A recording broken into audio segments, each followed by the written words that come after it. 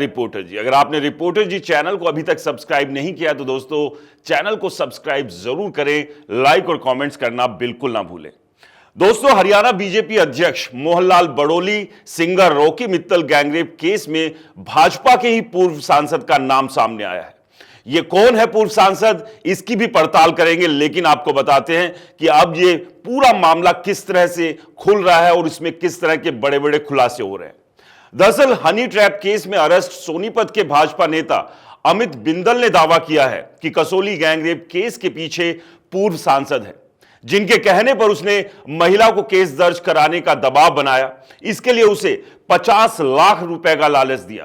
पूरी साजिश उसने यानी बिंदल ने ही रची। बिंदल ने यह कहा कि भाजपा के ही कई नेता इस मामले को उछाल रहे हैं। बड़ोली के खिलाफ महिलाओं के प्रदर्शन के पीछे भी यही नेता था। बिंदल का दावा है कि बड़ोली को अध्यक्ष पद से हटाने के लिए यह पूरा का पूरा खेल रचा गया। वो हाईकमान जाने वाले थे, लेकिन उससे पहले ही रॉकी मित्तल को भनक लग गई और उसने हनी ट्रैप का केस दर्ज करा दिया, जिससे वो गिरफ्तार हो गए। हनी ट्रैप केस की जांच में जुड़े एक अधिकारी ने नाम न बताने की शर्त पर इन खुलासों की पुष्टि की। बता दें कि बड़ोली और रॉकी मित्तल पर दिल्ली की महिला ने गैंगरेप का आरोप लगाया था। उसने कसोली के रोज कॉमन होटल में 3 जुलाई 2023 को गैंगरेप की बात कही, लेकिन इसकी शिकायत 13 दिसंबर 2024 को की। जब बड़ोली को दूसरी बार अध्यक्ष बनाने की तैयारी थी तो यह एफआईआर वायरल कर दी गई। बिंदल ने 4 दिन के रिमांड में कहा कि इस पूरी साजिश में भाजपा के ही पूर्व सांसद का हाथ है। इसके अलावा बड़ोली के भी कुछ करीबी इस साजिश में शामिल है। उन्होंने बड़ोली को फंसाने का टास्क दिया था। इसके लिए मुझे और महिला को मोटी फंडिंग भी की गई। बिंदल ने कहा कि पूर्व सांसद को शक था कि लोकसभा चुनाव के वक्त जानबूझकर ऐसी हरकत की गई जिससे उनका टिकट कट गया, जिसने बाद में यहां से मोहनलाल बड़ोली ने चुनाव लड़ा था, लेकिन वो हार गए थे। महिला ने शिकायत में कहा था कि वो अपने बॉस अमित बिंदल और सहेली के साथ कसोली घूमने गई थी। इसी दौरान बड़ोली और रॉकी मित्तल उसे हीरोइन बनाने और सरकारी नौकरी का झांसा देकर होटल के कमरे में ले गए, जहां पहले शराब पिलाई गई और उसके बाद गैंगरेप किया गया। इसको लेकर के बिंदल ने बताया कि उन्हें पता था कि बड़ोली कसोली गए हैं और उसी होटल में रुके हैं, इसलिए उसे कहा गया कि महिलाओं को लेकर उसी दिन वहां जाओ और उसी होटल में रुको जहां बड़ोली रुके हैं। बिंदल ने पुलिस को बताया कि गैंगरेप केस में पता चल रहा था कि हिमाचल पुलिस कसोली में दर्ज मामले में बड़ोली को क्लीन चिट देने वाली है, इसलिए पुलिस पर दबाव बनाने के लिए कसोली में पीड़ित और उसके साथ दूसरी महिलाओं के प्रदर्शन की प्लानिंग थी। इससे पहले ही सोनीपत, रोहतक और करनाल में दबाव बनाने के लिए उसकी कंपनी की महिलाओं ने प्रदर्शन भी किया था। बिंदल ने कहा कि बड़ोली के विरोधी इस मामले को लंबा खींचना चाहते थे। इस वजह से जब पता चला कि कसोली में पुलिस ने केस में बड़ोली को क्लीन चिट दे दी है तो उन्होंने हिमाचल हाईकोर्ट जाने की तैयारी कर ली थी। इस बारे में पूरी प्लानिंग भी हो गई थी, मगर उससे पहले रॉकी मित्तल ने हनी ट्रैप केस दर्ज करवा दिया और वो गिरफ्तार हो गए। इसकी वजह से उनकी सारी योजना फेल हो गई। पुलिस पूछताछ में बिंदल ने कहा कि भाजपा के ही कुछ नेता महिलाओं के जरिए बड़ोली से पैसे ऐंठने और उन्हें अध्यक्ष पद से हटवाना चाहते थे। इसी वजह से सारी साजिश रची गई।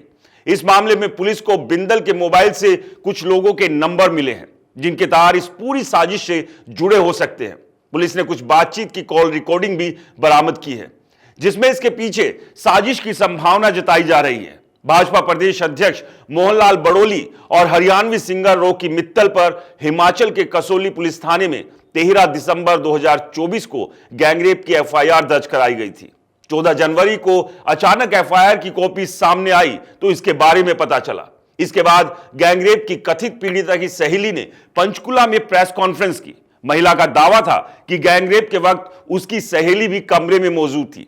हालांकि उसकी सहेली ने कहा कि कोई गैंगरेप नहीं हुआ, मुझे बिना बताए गवाह बनाया गया है।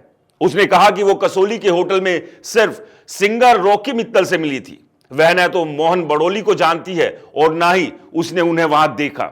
इसके बाद अमित बिंदल सामने आया। महिला ने एफआईआर में कहा था कि वह बिंदल के साथ घूमने गई थी।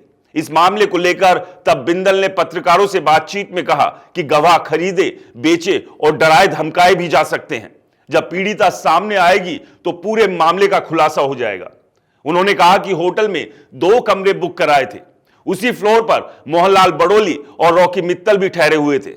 बिंदल के पीड़िता के सामने आने पर पूरे मामले के खुलासे की बात कहने के कुछ दिन बाद कथित गैंगरेप पीड़िता ने वीडियो जारी किया, जिसमें उसने दावा किया कि उसके साथ बड़ोली और रॉकी मित्तल ने गैंगरेप किया है। उसने कहा था कि पुलिस उसका एड्रेस किसी को ना दे, वरना उसकी जान को खतरा हो सकता है।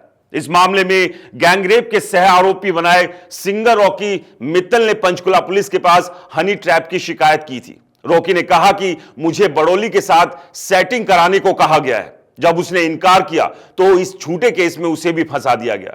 उन्होंने मुझे और बड़ोली को फंसाने के लिए गोवा और दिल्ली में भी जाल बिछाया था, लेकिन साफ छवि के कारण हमें फंसाया नहीं जा पाया। लेकिन अब इस पूरे मामले में एक एक कर खुलासे हो रहे हैं और सबसे बड़ी बात यह है कि जिस पूर्व सांसद का नाम आ रहा है, क्या वो रमेश कौशिक तो नहीं है। खैर, इस बात की हम पुष्टि नहीं कर रहे हैं, क्योंकि रमेश कौशिक प्रकरण के बारे में भी आप जानते ही हैं। उनकी भी एक कथित वीडियो वायरल हुई थी और उसी की वजह से उनका टिकट कटा था और उस दौरान भी ये आरोप लगाए जा रहे थे, खासतौर से रमेश कौशिक की तरफ से, कि उन्हें फंसाकर और उनकी टिकट कटवाने के इरादे से ही यह वीडियो वायरल किया गया है। वरना चुनाव के ऐन वक्त में इस तरह से कोई वीडियो क्यों वायरल कराएगा। तो अब जाहिर सी बात है, हरियाणा में बीजेपी में जिस तरह का घमासान मचा हुआ है, उस घमासान में एक नई एंट्री और हो गई है।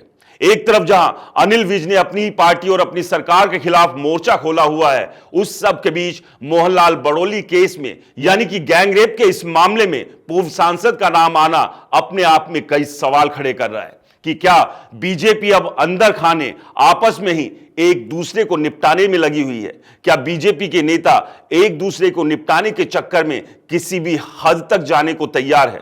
इस पूरे मामले को लेकर आपका क्या कहना है, हमें कमेंट्स कर जरूर बताएं। और दोस्तों, अगर चैनल को सब्सक्राइब नहीं किया है तो चैनल को सब्सक्राइब करना बिल्कुल ना भूलें। लाइक, कमेंट्स और शेयर जरूर करें।